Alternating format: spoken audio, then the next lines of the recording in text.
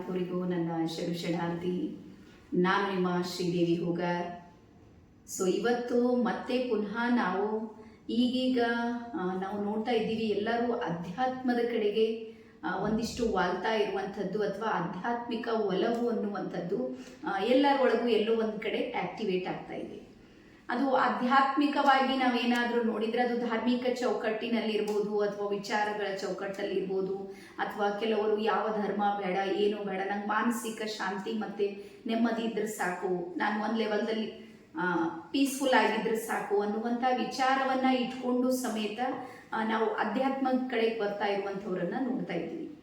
ಮತ್ತು ಇಲ್ಲಿ ಅಧ್ಯಾತ್ಮ ಅಂತ ಬಂದಾಗ ಈ ಹಿಂದಿನ ಮೈಂಡ್ ಸೆಟ್ ಇದೆ ನೋಡ್ರಿ, ಅದು ಸಮೇತ ಇವತ್ತು ಏನಾಗಿದೆ ಅಂದರೆ ಚೇಂಜ್ ಆಗಿಬಿಟ್ಟಿದೆ.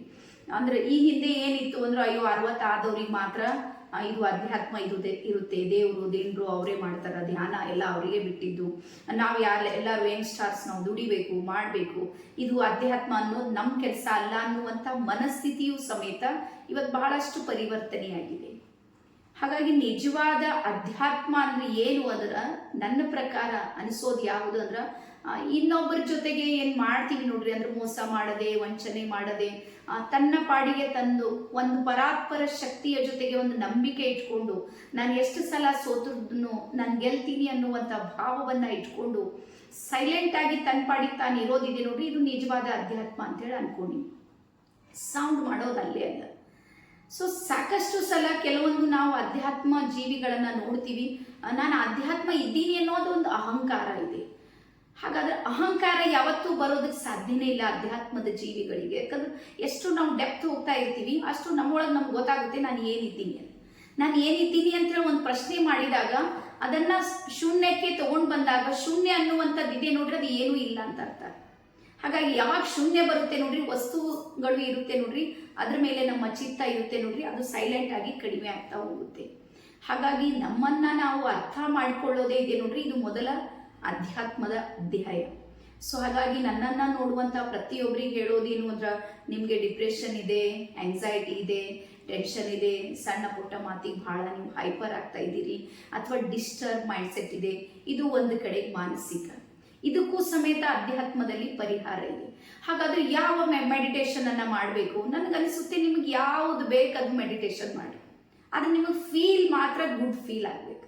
ಈ ಫೀಲಿಂಗ್ ಗುಡ್ ಇಲ್ದೇನೆ ನೀವು ಎಲ್ಲೋ ಒಂದು ಕಡೆ ಕುಂತಿದ್ರಿ ಅಂದ್ರೆ ಅದು ನಿಮಗೆ ರಿಸಲ್ಟ್ ಕೊಡೋದಕ್ಕೆ ಸಾಧ್ಯನೇ ಇಲ್ಲ. ಹಾಗಾಗಿ ಫೀಲ್ ಗುಡ್ ಆಗುವಂಥ ಸಾಕಷ್ಟು ಯೂಟ್ಯೂಬ್ನಲ್ಲಿ ನಿಮಗೆ ಮೆಡಿಟೇಷನ್ಗಳು ಇವತ್ತು ಅವೈಲೇಬಲ್ ಇವೆ. ನಿಮಗೆ ಆಡಿಯೋಗಳ ಮೂಲಕನೂ ಮೆಡಿಟೇಷನ್ ಸಿಗುತ್ತೆ, ವಿಡಿಯೋಗಳ ಮೂಲಕನೂ ಮೆಡಿಟೇಷನ್ ಸಿಗುತ್ತೆ. ಬಟ್ ನಿಮ್ಗೆ ಫೀಲ್ ಗುಡ್ ಆಗುತ್ತಾ ಇಲ್ಲ ನೋಡ್ಕೊಡ್ರಿ. ಮಾನಸಿಕವಾದ ಯಾವ ಕಾರಣಕ್ಕಾಗಿ ನಾನು ಮೆಡಿಟೇಷನ್ ಮಾಡ್ತಾ ಇದ್ದೀನಿ ಅನ್ನುವಂಥ ವಿಚಾರವನ್ನ ಇಟ್ಕೊಂಡು ಕೇವಲ 21 ಡೇಸ್, ನನ್ನ ಪ್ರಕಾರ 21 ದಿನ ಅದೇ ಸಮಯಕ್ಕೆ ಅಂದ್ರೆ, ಈ ಕೆಲವರು ಇರ್ತಾರೆ ಬೆಳಿಗ್ಗೆ 5ರಿಂದ 6 ಗಂಟೆಗೆ ಮಾಡೋದಕ್ಕೆ ಅವ್ರಿಗೆ ಸಾಧ್ಯ ಆಗುತ್ತೆ, ಕೆಲವರಿಗೆ ರಾತ್ರಿ 9ರಿಂದ 10 ಗಂಟೆ ಇರುತ್ತೆ. ಯಾವುದಾದ್ರೂ ಒಂದು ಸಮಯವನ್ನ ನಿಮಗೆ ಸೂಕ್ತವಾಗಿರುವಂತ ಒಂದು ಸಮಯವನ್ನ ಆಯ್ಕೆ ಮಾಡಿಕೊಂಡು ಒಂದೇ ಮೆಡಿಟೇಷನ್ ಅನ್ನ 21 ಡೇಸ್ ಮಾಡಿ ನೋಡ್ರಿ. ನೀವು ಮಾನಸಿಕವಾಗಿ ಎಷ್ಟು ಡಿಸ್ಟರ್ಬ್ ಇದ್ದೀರಿ ಅಂತ ನಿಮಗೆ ಫೀಲ್ ಇದೆ ನೋಡ್ರಿ, ಅದರಿಂದ ನೀವು ಹೊರಗೆ ಬರೋದಕ್ಕೆ ಸಾಧ್ಯ ಆಗುತ್ತೆ. ಒಂದು ಅದಾದ ನಂತರ 2ನೇ ಫಲಿತಾಂಶ ಬರುತ್ತೆ ಅಧ್ಯಾತ್ಮದಿಂದ, ದೈಹಿಕವಾಗಿ ನಾವು ಸ್ಟ್ರಾಂಗ್ ಆಗ್ತಾ ಹೋಗ್ತೀವಿ. ನಮಗೆ ಗೊತ್ತಾಗೋದಿಲ್ಲ ಅಂದ್ರೆ, ನಾವು ಯಾವಾಗ ನೇರವಾಗಿ ಕುಳಿತುಕೊಳ್ಳೋದಕ್ಕೆ ಶುರು ಮಾಡ್ತೀವಲ್ಲ, ಅವಾಗ ನಮ್ಮ ಬೆನ್ನು ಗುರಿ ಇದೆ ನೋಡ್ರಿ, ಅದು ನೇರವಾಗಿರೋದಕ್ಕೆ ಶುರು ಆಗುತ್ತೆ. ಮತ್ತೆ ಮುಖ್ಯ ಎಲ್ಲ ನಮ್ಮ ಚಕ್ರಗಳು, ನಮ್ಮ 7 ಚಕ್ರದಲ್ಲಿ ಟೋಟಲ್ 5 ಚಕ್ರಗಳು ಬರುತ್ತೆ ನೋಡ್ರಿ ವಿಶುದ್ಧಿ ತನಕ, ಅವೆಲ್ಲನೂ ಸಮೇತ ನಮ್ಮ ಬೆನ್ನ ಗುರಿಗೆ ನೇರವಾಗಿ ಸಂಪರ್ಕ ಹೊಂದಿರುವಂಥದ್ದು. ಹಾಗಾಗಿ ನಾವು ಆರೋಗ್ಯದಿಂದ ಏನಾದರೂ ಇರಬೇಕು ಅಂದ್ರೆ, ನೀವೇನಿಲ್ಲ ಕುಳಿತುಕೊಳ್ಳುವ ಭಂಗಿಯನ್ನ ಸರಿಯಾಗಿಟ್ಟುಕೊಂಡು 1 hour ಕುಳಿತುಕೊಳ್ಳೋದಕ್ಕೆ ನೀವೇನಾದ್ರೂ ಕಲ್ತೀರಿ, ಅದನ್ನ ಹಾಸಿಲ್ ಮಾಡಿದ್ರಿ, ಅದ್ರ ಮೇಲೆ ನೀವು ನಿಮ್ಗೆ ಗೊತ್ತಾಯ್ತು ಎಸ್ ನಾನು ಕೂಡ್ಬೋದು, ಆ ಒಂದು ಸ್ಥಿತಿಗೆ ಬಂದೀನಿ ಅಂದ್ರೆ ನಿಧಾನಕ್ಕೆ ಏನಾಗುತ್ತೆ ಅಂದ್ರೆ ನಮಗೆ ಬ್ರಹ್ಮಾಂಡದ ಜೊತೆಗೆ ಕನೆಕ್ಟ್ ಆಗೋದಕ್ಕೆ ಶುರು ಮಾಡ್ತೀವಿ. ಆವಾಗ ನಮ್ಮೊಳಗೆ ರೋಗ ನಿರೋಧಕ ಶಕ್ತಿ ಇದೆ ನೋಡ್ರಿ, ನಿಧಾನಕ್ಕೆ ಆಕ್ಟಿವೇಟ್ ಆಗೋದಕ್ಕೆ ಶುರು ಆಗುತ್ತೆ. ಅವಾಗ ನಾವು ಸ್ಪಿರಿಚುವಲಿ ಈ ಶಕ್ತಿಯಿಂದ, ದೈಹಿಕ ಸಮಸ್ಯೆಯಿಂದ ನಾವು ಹೊರಗೆ ಬರೋದಕ್ಕೆ ನಮಗೆ ಸಾಧ್ಯ ಆಗುತ್ತೆ. ಅದಾದ ನಂತರ ಅಧ್ಯಾತ್ಮದ 3ನೇ ಮಹಾಮಂತ್ರ ಅದು ಯಾವುದು ಅಂದ್ರೆ, ಈಗ ರಿಲೇಶನ್ಶಿಪ್ ಇದೆ ಅಂತ ತಿಳ್ಕೊಳ್ಳಿ. ನೀವು ಸೈಲೆಂಟ್ ಇದ್ರಿ, ನಿಮ್ಮ ಪಾಡಿಗೆ ನೀವಿದ್ದೀರಿ, ನಿಮ್ಮ ಕೆಲಸವನ್ನು ನೀವು ಮಾಡ್ತಾ ಇದ್ದೀರಿ, ಯಾವುದಕ್ಕೂ ನೀವು ಓವರ್ ಮಾಡ್ತಾ ಇಲ್ಲ ಅಂದ್ರೆ ರಿಲೇಷನ್ಶಿಪ್ ಪ್ರಾಬ್ಲಮ್ಸೇ ಬರೋದಿಲ್ಲ. ನಾವು ಖಾಲಿಯಾಗಿದ್ದೀವಿ, ನಮಗೇನು ಕೆಲಸನೇ ಇಲ್ಲ, ಅಥವಾ ಸಣ್ಣ ಪುಟ್ಟ ಮಾತನ್ನು ಭಾಳ ದೊಡ್ಡದು ಮಾಡ್ಕೊಂಡು ಬಿಡ್ತೀವಿ ಅನ್ನೋ ಕಾರಣಕ್ಕೆ ರಿಲೇಷನ್ಶಿಪ್ ಪ್ರಾಬ್ಲಮ್ಸ್ಗಳು ನಡೀತಾ ಇರುತ್ತೆ. ಹಾಗಾಗಿ ಇಬ್ಬರಲ್ಲಿ ಒಬ್ಬರು ಏನಾದರೂ ಅಧ್ಯಾತ್ಮವನ್ನು ಅವ್ರು ಅರ್ಥ ಮಾಡಿಕೊಂಡು ಆ ಮಾರ್ಗದಕ್ಕೆ ನಡೆಯೋದಕ್ಕೆ ಏನಾದರೂ ಶುರು ಮಾಡಿದ್ರೆ, ನಾನು ನಿಜವಾಗ್ಲೂ ಹೇಳ್ತೀನಿ, ಮನೆಯಲ್ಲಿರುವಂಥ ಈ ಟೆನ್ಷನ್ಗಳಿವೆ ನೋಡ್ರಿ, 90% ಆಟೋಮೆಟಿಕ್ 21 ಡೇಸ್ನಲ್ಲಿ ಕವರ್ ಆಗ್ಬಿಡ್ತಾವೆ.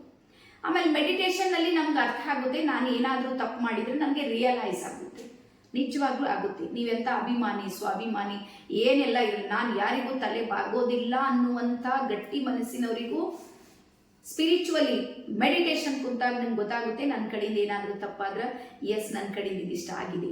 ಅವಾಗ ನಾವು ನಮ್ಮನ್ನ ನಾವು ಪರಿವರ್ತನೆ ಮಾಡ್ಕೊಳ್ಳೋದಕ್ಕೆ, ಆಮೇಲೆ ಸ್ವಪರಿವರ್ತನೆಗೆ ಇಲ್ಲಿ ಅವಕಾಶ ಇದೆ. ಸೊ ಹಾಗಾಗಿ ನಾನು ಎಲ್ಲರಿಗೂ ಹೇಳೋದೇನು ಅಂದ್ರೆ, ಇವತ್ತೇನಾಗಿದೆ ಆಧುನಿಕ ಜಗತ್ತಿನ ಒಂದು ಭರದಲ್ಲಿ ಓಡುವಂಥವ್ರು ನಾವೆಲ್ಲರೂ ಸಮೇತ ಎಲ್ಲೋ ಒಂದು ಕಡೆ ಸ್ಪಿರಿಚುವಲಿ ಕನೆಕ್ಷನ್ ಇದೆ ನೋಡ್ರಿ, ಅದನ್ನು ಬಿಟ್ಟು ಹಾಕಿದೆವು. ನಮಗೆ ಪುರಾತನ ಕಾಲದಿಂದಲೂ ಅಂದ್ರೆ ಹಿಂದಿನಿಂದಲೂ ನಮ್ಮ ಸಂಸ್ಕೃತಿಯಲ್ಲಿ ಅಧ್ಯಾತ್ಮ ಬಂದಿದ್ದು. ನಾವು ಬಾಲ್ಯದಲ್ಲಿದ್ದಾಗೆ ನಮ್ಮ ತಾಯಿ ತಂದೆ ಎಲ್ಲರೂ ಗುರುಗಳು ಬಂದರೆ ನಮಸ್ಕಾರ ಮಾಡೋದಕ್ಕೆ ನಮ್ಗೆ ಹೇಳ್ತಿದ್ರು, ಗುರುಗಳು ಬಂದರೆ ಕಾಲಿಗೆ ನಮಸ್ಕಾರ ಮಾಡ್ತಿದ್ದೆವು ನಾವು. ಆಮೇಲೆ ಕೊಡುವುದನ್ನು ನಮ್ಮ ತಂದೆ ತಾಯಿ ಕಲಿಸಿದ್ರು, ದಕ್ಷಿಣೆ ಥರ ಕೊಡೋದು, ಅದು ಎಲ್ಲಾದ್ರೂ ಆತಿಗೆ ತಟ್ಟೆ ಇರುತ್ತೆ ಅಲ್ಲಿ ಕೊಡುವ ಭಾವವನ್ನು ಅವ್ರು ನಮಗೆ ಆಕ್ಟಿವೇಟ್ ಮಾಡಿದ್ರು.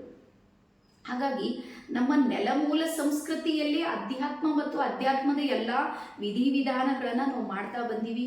ಆದರೆ ಇವತ್ತು ಅದನ್ನು ನಾವು ಬಿಡ್ತಾ ಹೋಗ್ತಾ ಇದ್ದೀವಿ ಒಂದು ಮತ್ತೆ ಪುನಃ ಮರಳಿ ಮಣ್ಣಿಗೆ ಅಂತ ನೋಡಿ, ಪುನಃ ನಾವು ನಮ್ಮದೇ ಆದ ಮೂಲ ಸತ್ವಕ್ಕೆ ಬಂದಾಗ ಮಾತ್ರ ನಾವು ಶಾಂತಿ ನೆಮ್ಮದಿಯಿಂದ ಇರೋದಕ್ಕೆ ಸಾಧ್ಯ ಇದೆ ಅಂತೇಳಿ ಹೇಳ್ತಾ, ಎಲ್ಲರಿಗೂ ಒಂದು ಸಲ ನಿಮ್ಮ ಮೇಲೆ ನೀವು 21 ದಿನಗಳ ಒಂದು ಪ್ರಯೋಗವನ್ನು ಮಾಡಿ ನೋಡಿ.